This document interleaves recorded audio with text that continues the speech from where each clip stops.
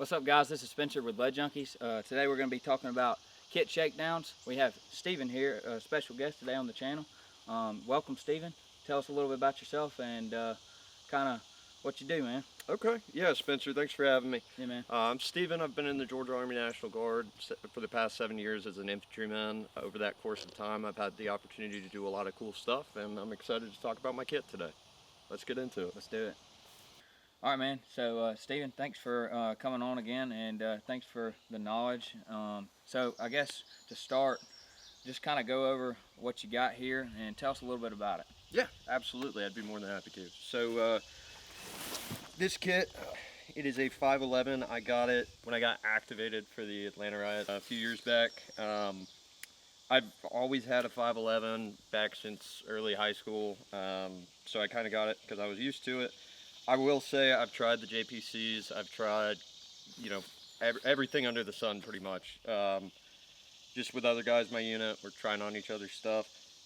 This is the most comfortable for me, and it works well for what I had to do. I run a Haley Strategic 3-mag flick in the front. It has a nice admin pouch right here, just in case.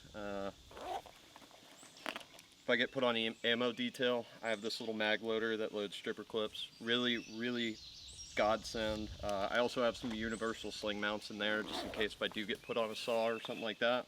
Nice thing about this is you can take it off pretty easy. Big thing in the National Guard is adapting to things that are changing. If I need to run a slick front, I have to undo 2 clips and I have a slick front. In addition to that, it carries 2 pistol magazines.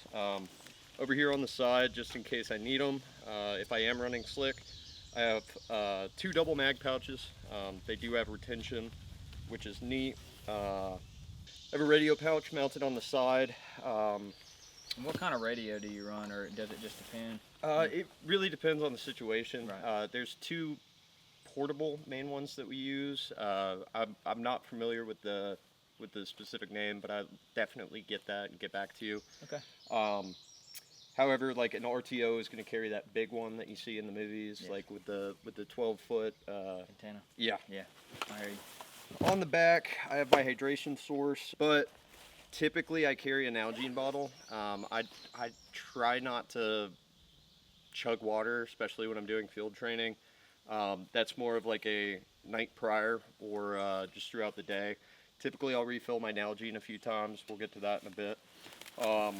On my other side, I have another admin pouch. I usually keep 550 and zip ties in here. You never know when you're going to need 550 or zip ties. It's really useful for tying down your equipment. And then right here, I have a tourniquet pouch. That pretty much sums up the 511. It does have a drag handle that I have used multiple times just for fun, but yeah, this will carry around a 200-pound man pretty easy. Do you want to move on to the belt? Yeah, let's go. Okay, so here we have a Blue Force Gear Warrior Poet Society belt. This thing has been a lifesaver in multiple occasions. You can see I have this set up with 2 M4 pouches, 3 pistol pouches. I love the taco mounts, or taco pouches. Yeah. Some people don't, some people do. Compared to what's out there, those are my favorite. But yeah, I have my dump pouch right here. Sometimes it's folded up, sometimes it's not. Just depends on my mood. On the back left of my battle belt, we have my tourniquet, my IFAK, which stands for individual first aid kit. You have wound care, tourniquet, and it's all on a bungee, so it's hard to lose. People still do it though. We have a Camelback Nalgene carrier. I don't like the canteens. I've never really seen anyone use them. They're annoying as heck, so I just carry a Nalgene around. We have a fixed blade Gerber knife right here. Pretty convenient if you need to cut stuff. Here is my Safariland level 2. It's 434, but right now I'm running a 45 with a ramjet, and it's clear. Fits right in there. And I guess that's a nice segue to my secondary. So I have the Shield Arms base plate on this. I have a Zeb competition magwell. I do like the Terran. It's just a little too big for, you know, anything practical. Other than competition, I have the Radian Ramjet, the Radian 15-pound spring. This thing shoots like a 22.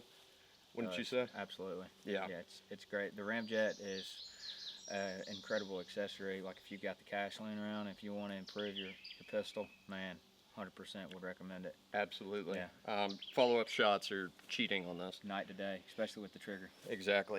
Speaking of the trigger, we have the Timney competition trigger, Trijicon RCR, Trijicon raised night sights, and the X300 Ultra, as well as the extended slide release.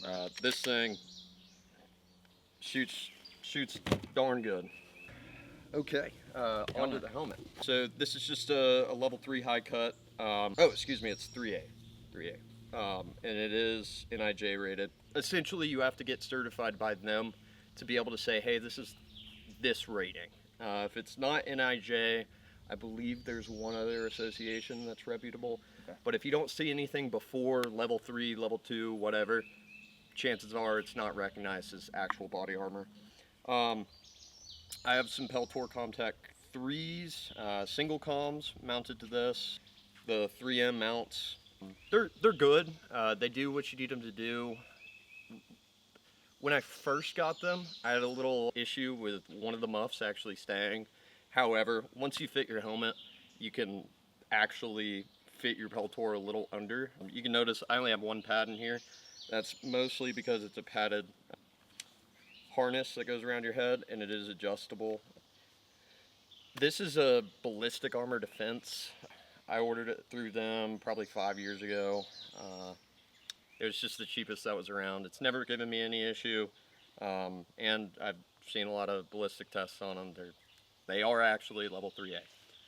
So for a helmet for a prepared civilian, is it better to go ahead and spend the extra couple $100 to get an actual ballistic helmet instead of a bump helmet, or is like a Team Wendy LTP, is something like that compatible for just somebody who needs to have something to attach maybe some nods or some ears? And what do you think about that? So I don't think there's anything wrong with the bump helmet, as long as you acknowledge you are sacrificing the ability to have body armor. I think starting out, a bump helmet's a great addition. I would say a rated helmet would probably be the last thing on my kit list. Only reason being is they weigh a lot. It's good to train with them. However, like realistically, what this is meant for is shrapnel. Right. You know, not taking around directly to the head. Yeah. Exactly. Well, shrapnel and deflecting, because if you get hit at the right angle, even with some like AP round, there's a good chance it will deflect. Again, that's only at the right angle. There's absolutely nothing wrong with a bump helmet, especially to get started. You have your nod mount option, your ear mounts, like you were saying. A good option also, if you want to get nods but not a helmet, a skull crusher. Those are, you know, those are an option. They work, but you know, it is nice to have, you know, a helmet. And you can also go on Amazon and buy an $80, you know, helmet that mirrors something like this. That's a knockoff. You know, it's not like the greatest thing in the world, but if you need something and you want to throw it on there, as a prepared civilian, from my experience, it's okay to do that. But continue, man. Also something to look out for if you're trying to buy an armored helmet. I've seen people buy and market bump helmets as armored, and then you pick them up and you're like, feels like plastic, you know, Chinesium. Yeah. But yeah, best part of any good kit is going to be your gloves.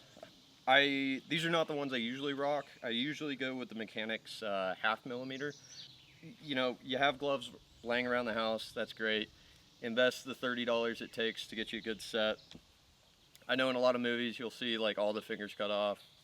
Okay, there's been twice where I cut off the first 2 fingers on my left hand and the one on the right, index on the right, and that was out of necessity more than a hey, this looks cool, or I think it's gonna work, or I think it's gonna look cooler.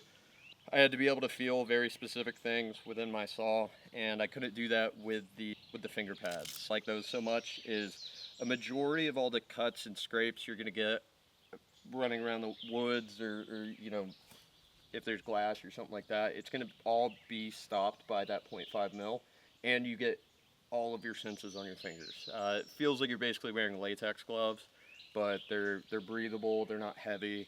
Really enjoy those. But yeah, good pair of gloves for every kit. That's probably the most important thing on this table. Protect those hands. Exactly, Yeah. because if your hands go down, you go down. If anything, Amazon, you can at least get you a pair to at least have on you when you shoot and stuff, getting a habit to wear them, I guess. Yes, absolutely, absolutely. Sweet, on to the gun, man. Yeah, so this is an amalgamation of several builds throughout the years. We have the Magpul UBR Gen 2 stock on it. I just really enjoy the way this looks. I enjoy the way it feels. It has a little cheek rest, or cheek well, which I like personally. I have the Radian Raptor. I believe this is not the SDSL, but it is a Radian Raptor SD. I have the 1:8 Vortex Strike Eagle on it. I believe this is the Gen 2 on a worn mount QD. This is all built on a Noveske chainsaw lower and upper. For the bolt carrier group, I have a nickel boron, although you can't really tell, we've been shooting a little bit today. It is nickel boron, I really do enjoy that. You know, that or a DLC coated one. I have the Geisley extended bolt carrier release. Then we have the Geisley Mark 8 15-inch rail. We have the Surefire DFT, the turbo, with the Surefire pad. We have the Surefire War Comp on here and the Surefire Warden over it. It does keep your flash down, so that is an option. We have the Magpul bipod and some QD points from Magpul. I believe this sling is a GBRS group sling. Sweet. Just got a couple questions about your gun. So, from your experience, what's the best way to get into it, but not cheap out, but at the same time get something that you can actually use that's not junk? So, in my opinion, I would start out by building your own. If you're not worried about brand or anything like that, you're just worried about dependability, don't go extravagant with your part. Honestly, what I would do a PSA lower, probably an Aero upper, maybe a PSA upper as well if there's a good deal. I would do a CMMG lower parts kit, keep the A2 grip, save yourself like 30 bucks. For your buffer tube and stock, whatever you can get your hands on, just mil spec, A2 stock, I really love it. It's the cheapest one you can get, and it works for what you need. Where I wouldn't skip on money is the bolt carrier group. I would get something reputable from a brand. Like a Toolcraft or a BCM or something like that? Toolcraft, honestly, is probably going to be my go-to, only because they OEM for a lot of companies. They have really good stuff out there. And, you know, I've never had a bad experience with one. For your barrel, I would either go FN or Daniel Defense. Reason being, yeah, you're going to spend the $250, $300. However, that barrel is going to last 10,000 rounds. Yeah. And just do an A2 front, unless if you're planning on getting a suppressor, and then obviously match your muzzle device up front. That way you're not wasting the 10 or 20 bucks that an A2 costs. Right. Or a muzzle brake. Muzzle brakes are great. For a prepared civilian, I would honestly recommend a muzzle brake over a suppressor, you know, because with a suppressor, sometimes they flash, you know, muzzle brake, it's going to flash every time. However, your follow-up shots, your recoil, you're not going to have to worry about gas getting in your face. Especially with something that has an adjustable gas block. If that ever comes loose, and I know it doesn't really happen that often, but if it does, and it gets over-gassed, and you throw a can on that, your first shot, you're going to go blind. Yeah. I cannot stand getting gassed in the face. Cool. And for your kit, so if you're wanting to get into this, what's the best way to budget yourself into getting something that you can be productive with and then to start to train with? So, budget-wise, I would say there's a lot of things on this table that I could have definitely cheaped out on, and it would not even be noticeable. So I would definitely start with just building up your flick. Make sure it doesn't necessarily have to be like big brand, right? Just start where you can afford. I would avoid like airsoft stuff, only because it's typically not made with like ripstop or good thread or good zippers. You can also go on eBay, buy one of the new USGI ones. Those are pretty decent, but Right. yeah. Cool. And one more question. Bare minimum for what you have on here. What would you not want to cheap out on? So I would definitely not recommend cheaping out on your IFAC. Your IFAC's significant. The difference between a life-threatening wound and a non-life-threatening wound is about what you can do to prevent bleeding out. Right. So IFAC, most important thing. And don't cheap out on the tourniquets, right? Yeah. Make sure that this piece is either G10 or aluminum. Your actual tourniquet part of it. You can also make them. I know a lot of people like cat tourniquets. I am not familiar enough to talk about them. Right. I would say don't cheap out on the actual belt. Get something with good reviews, something that has MOLLE. Every once in a while I'll see people with the padded belts. Those aren't for me. I don't like them. I feel like they restrict mobility a little bit. Yeah, your holster, I would get a level 2 if you're planning on running around.